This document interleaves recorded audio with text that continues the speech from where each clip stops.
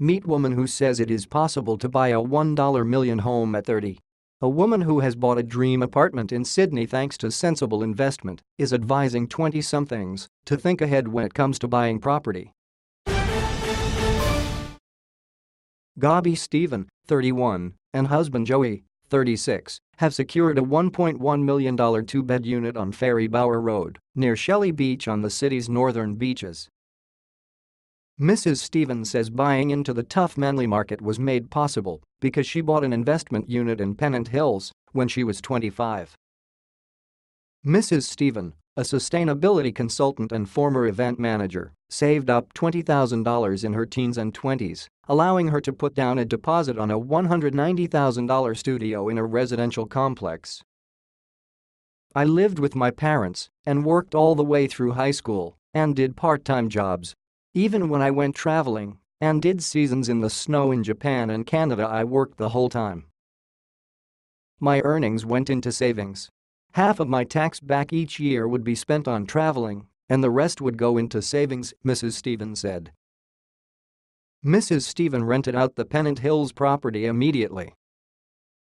"At first I was charging $290 per week in rent and breaking even, but each year I was able to put the rent up until I was making $1,000 extra on top of the rent," she said. The extra funds, along with additional savings, allowed Mrs. Stephen and her husband, a project manager, to each put a sizable share into the 10% deposit on their 75 SQM Manly unit. Mrs. Stephen's studio goes up for sale on Saturday and is expected to fetch $290,000 and $100,000 increase on the purchase price.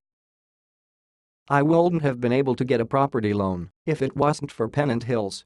It hasn't been a burden to me in the slightest. I was never out of rent for more than a day," Mrs. Stephen said. She advised young investors not to procrastinate and to get onto the property market by living at home, saving and scouting out an affordable area with a high rental return.